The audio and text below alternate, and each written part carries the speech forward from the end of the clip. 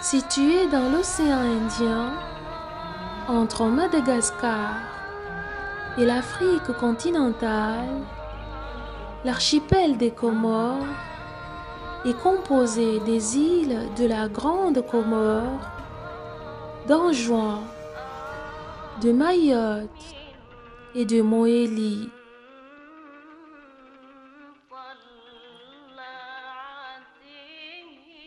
Les Comoriens sont mondialement connus pour leur hospitalité et leur calme face aux situations les plus injustes et les plus cruelles.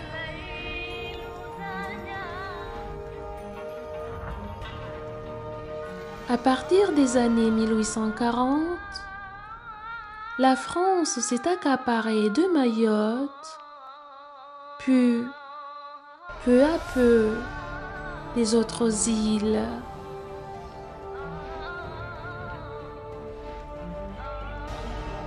En 1912, les Comores deviennent une colonie française après plusieurs années de douleur où le pays a été meurtri, saigné et martyrisé par l'envahisseur français.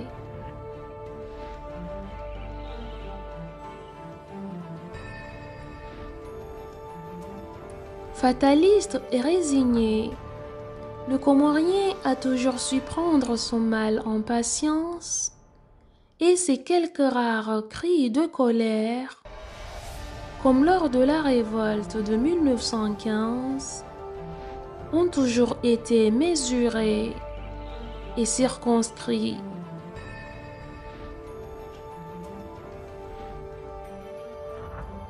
Pourtant, chose inédite, à partir de mars 2019, ce peuple si docile, si malléable, semble montrer au monde entier une image belliqueuse jusque-là insoupçonnée, comme pour récuser 4 décennies d'immobilisme et de souffrance contenue.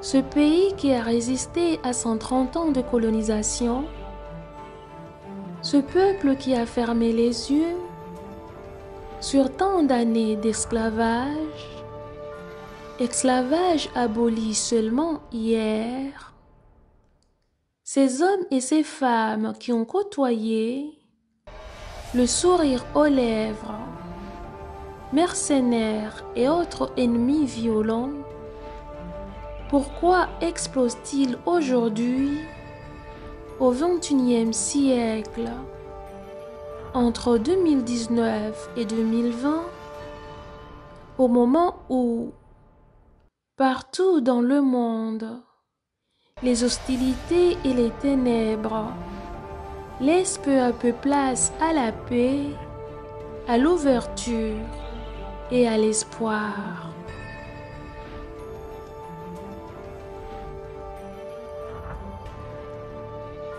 Qui est cet homme capable à lui tout seul de susciter plus de haine et d'agitation parmi un peuple muet et ouaté que près de 200 ans d'histoire troublée, tourmentée et secouée?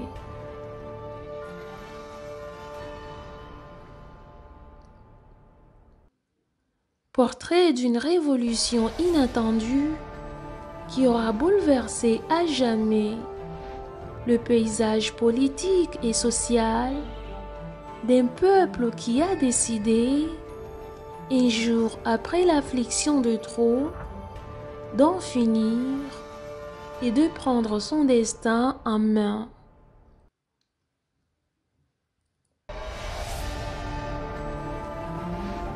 Jeunesse du grand chamboulement.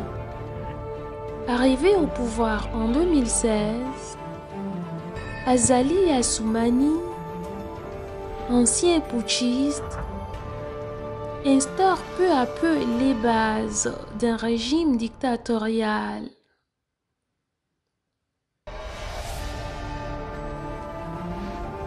Les journalistes sont muselés.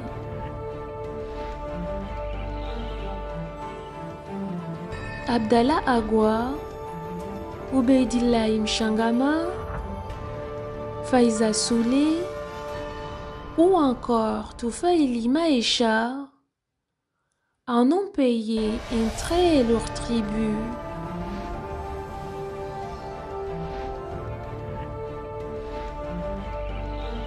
Les opposants sont traqués, la population est terrorisée.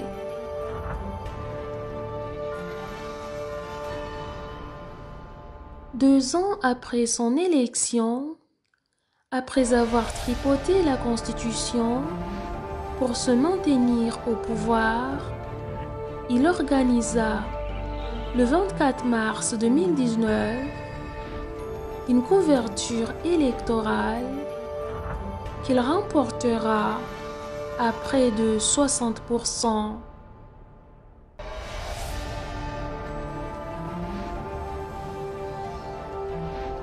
Le 28 mars 2019, une dizaine de Comoriens, lassés par tant d'humiliations et de violences, assiégèrent l'ambassade des Comores à Paris, rue Marbeau.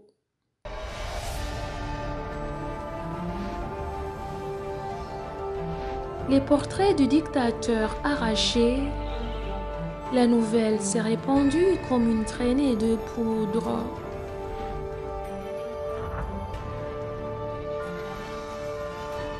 Bientôt, le parvis de l'ambassade est encerclé par des policiers armés jusqu'aux dents et au même moment, à Moroni, des tirs ont été entendus aux abords de la maison d'arrêt.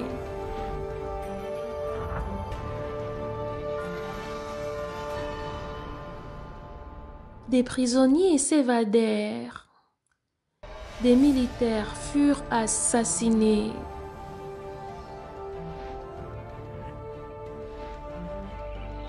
Le Jeudi noir des Comores marquera le début de plusieurs mois de manifestations, de mécontentement et d'affrontements entre un régime brutal et farouche et un peuple hardi et déterminé.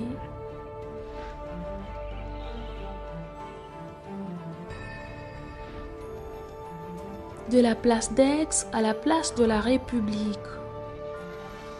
3 jours après le Jeudi noir des Comores, la place d'Aix à Marseille rassemble 10 000 manifestants le 31 mars 2019 au cri d'Azali dégage.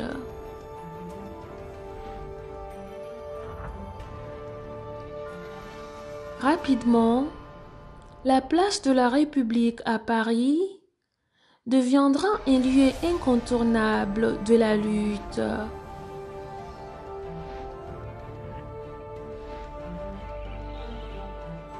Les manifestants de la région parisienne s'y trouvent tous les dimanches et parallèlement, la fièvre contamine des villes comme Lyon, Nice, mais aussi Saint-Denis de la Réunion et Dakar.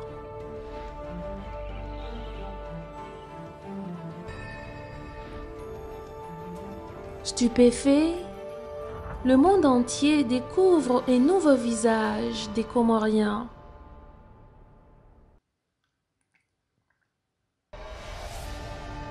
D'un peuple pacifique et flappy, il était devenu nerveux et hargneux, le tout sous le mépris d'une dictature qui continue à tuer, humilier et torturer, faisant la sourde oreille et ignorant ainsi que la force de tout un peuple dépasse de très loin la ténacité d'un régime même sanguinaire et impitoyable.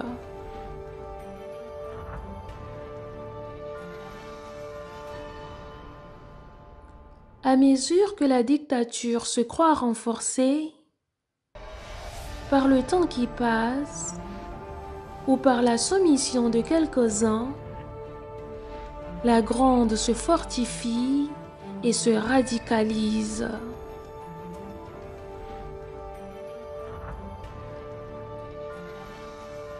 Bientôt, les ripostes se multiplient.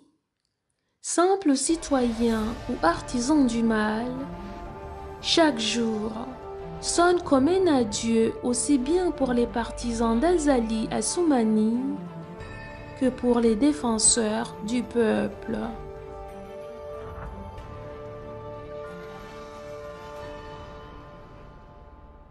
Un régime sourd, un peuple excédé.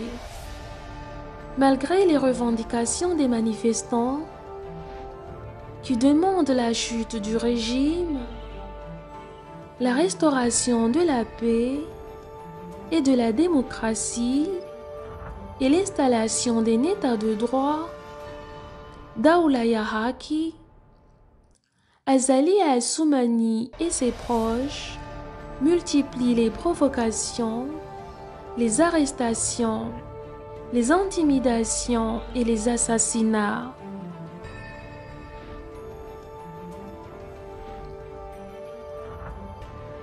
Le jeune Gazon a été froidement exécuté.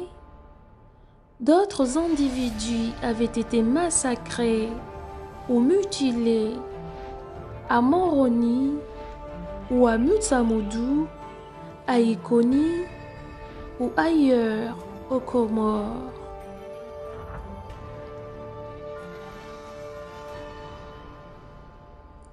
Le jeune Soulard ne saurait oublier ce piteux et maudit jour où ses dents furent arrachées une à la tenaille dans une des prisons secrètes de la dictature.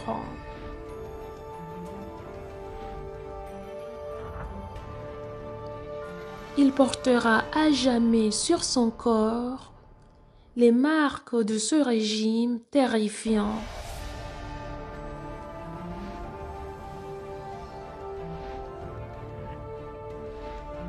À force d'ignorer les aspirations du peuple, à force de persécutions et de supplices, la dictature est traquée partout dans le monde, du Japon au Sénégal, en passant par la France et Madagascar.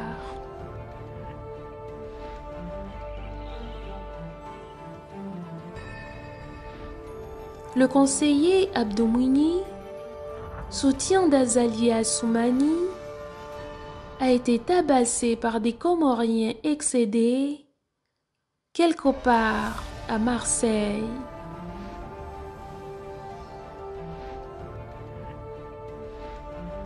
Un autre conseiller a été agressé en sortant d'un aéroport et le commissaire Goula a été pris à partie après avoir agressé une femme innocente parmi des manifestants.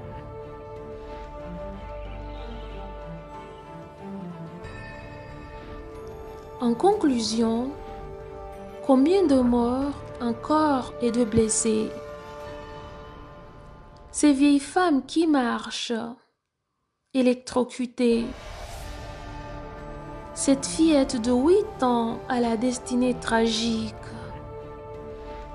Ses corps mutilés et perforés. Ses vies arrachées ou déchiquetées. Ses familles terrassées. Ses espoirs évanouis. Ses cœurs déchirés. Ses libertés privées. Ces instants dérobés, ces malheurs forcés, ces moments sinistres et endeuillés.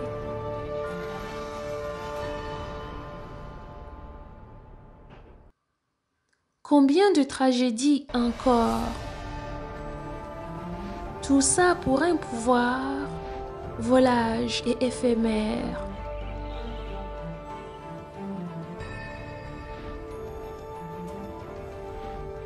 Au prix des rivières de sang, des ruisseaux de larmes,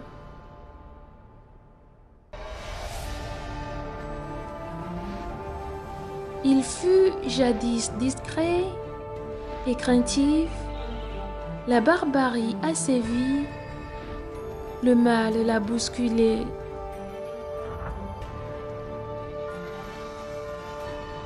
Heurté jusqu'au dans sa chair, le peuple a crié.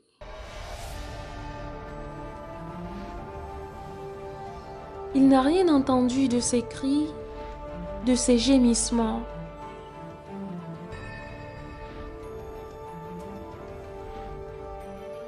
Les plus faibles succombent, le pays s'abîme.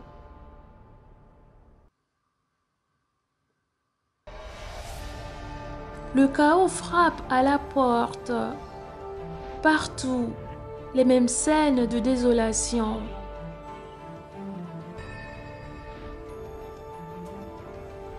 Combien de temps encore avant la délivrance?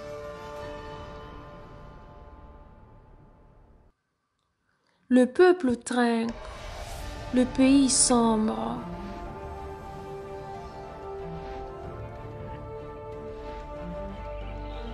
Qui, quelque part, pour dire encore quelque chose?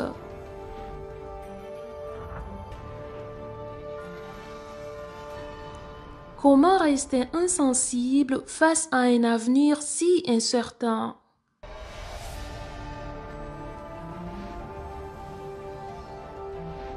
Ce valeureux peuple qui a tant encaissé et qui décide enfin d'en découdre,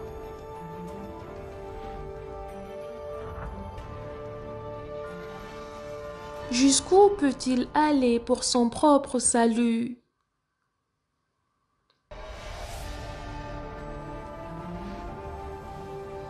Quand la folie des hommes précipite des vies entières dans le gouffre, y a-t-il encore quelques raisons qui tiennent, quelques retenues qui vaillent?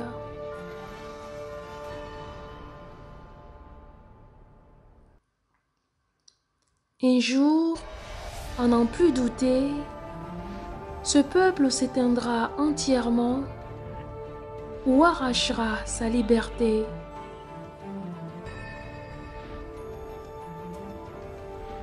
Personne ne sait, à ce jour, à cet instant, quelle sera l'issue d'un combat aussi ardu et inégal, mené entre un groupuscule d'individus sans foi ni loi, et un peuple qui n'a rien à perdre.